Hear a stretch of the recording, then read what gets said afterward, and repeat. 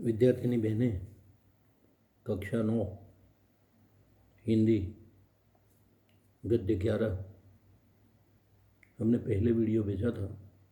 उसमें एक यात्रा यह भी उसके बारे में मैंने आपको पूरे गद्य का सारांश सुनाया था। आज हम इस गद्य का पठन करते हैं जो रामदरस मिश्र द्वारा रचित है। पठन शुरू करते हैं। लेखक कहते हैं, मैं बहुत यात्रा भीरू हूँ। यात्रा पर निकलते समय हर समय डर बना रहता है कि पता नहीं कैसे कैसे लोगों से पाला पड़ेगा। सबसे बड़ी असहजता तो अनुभव होती है अनशंट किराया मांगने वालों। अनशंट यानी बेमतलब जो भी मुंह में आए बोल देना किराया।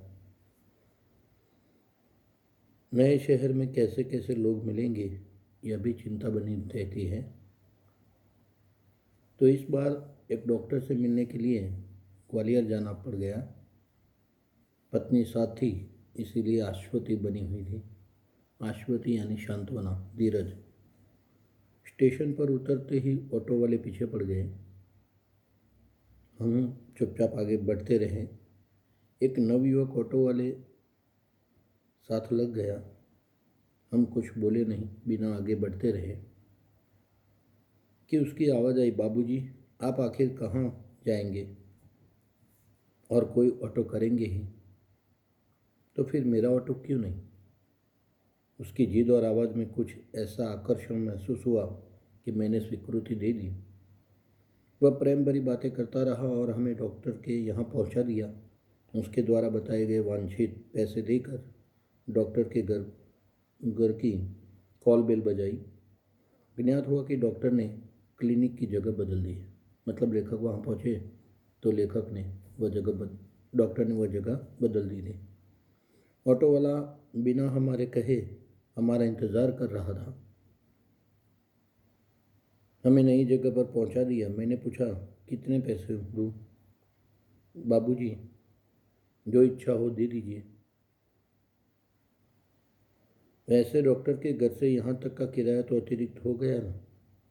उसने पूछा, बाबूजी यहाँ से कहाँ जाएंगे?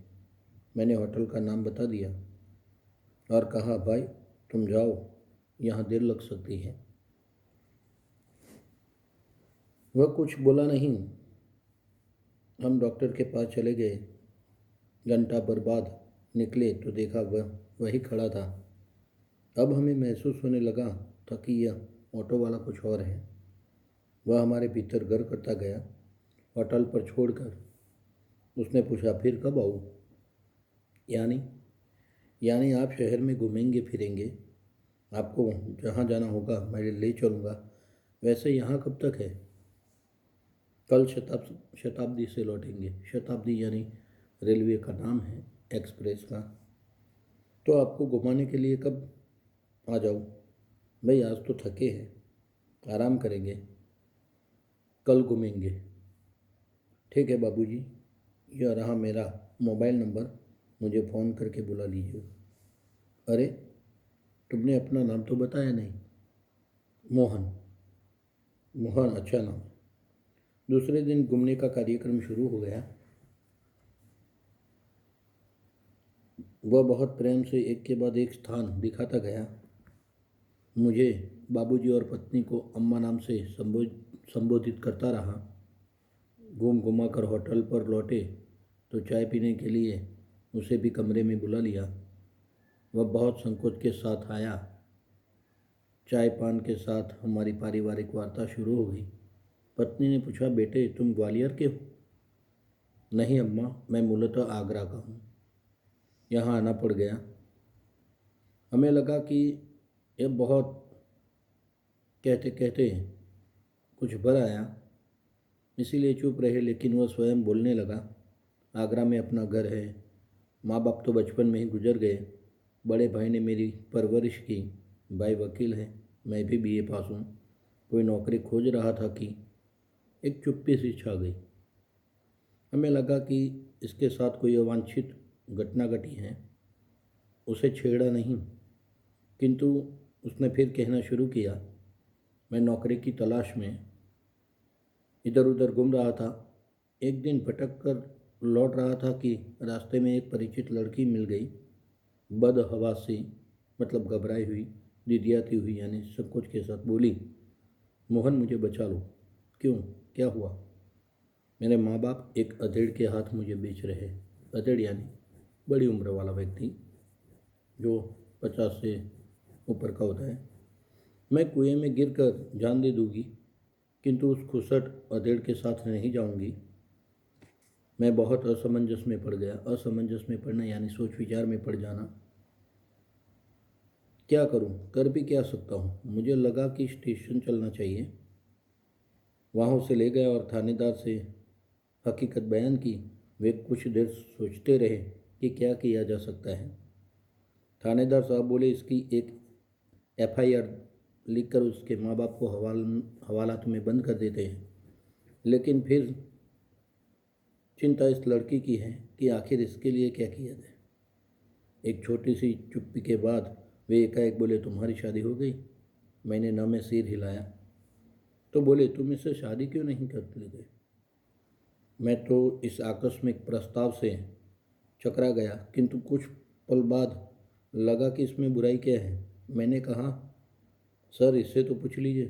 थानेदार ने उसे पूछा तो उसकी स्वीकृति सूचक सिर हिला दिया। लेकिन लेकिन क्या मोहन?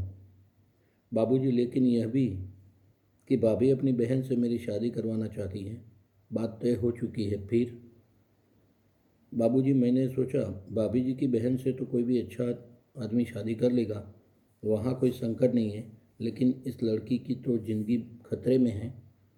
लड़की सुंदर भी है, परिचित भी है। सबसे अहम बात यह कि वह संकट में है। इससे विवाह करना प्रीतिकर भी होगा और मानवीय भी। लेकिन हाँ, अब समस्या यह है कि विवाह एकदम तो न हो जाएगा। यदि लड़की घर गई तो फिर वहीं बेच दी जाएगी। मैं साथ ले जाऊँ तो भैया और भाभी नाराज होंगे। इसके माँ बाप मेरे ऊपर लड़की भगाने का केस कर देंगे। जब मैंने थानेदार के सामने यह समस्या रखी तो वे बोले, कुछ दिन के लिए इसे नारी निकेतन में रखवा देता हूँ। लड़की से माँ बाप के खिलाफ शिकायत लिखवा कर रख लेता हूँ। 15 दिन बाद उन्होंने मंदिर में उससे मेरी शादी करवा दी। मैंने कहा, मोहन ऐसे थानेदार कहाँ होते हैं? मुझे तो इस घटना पर विश्वास ही नहीं हो रहा था। लगता है मैं कथा सुन रहा हूँ। आप सही कह रहे हैं बाबूजी, लेकिन यह थानेदार कवि भी है।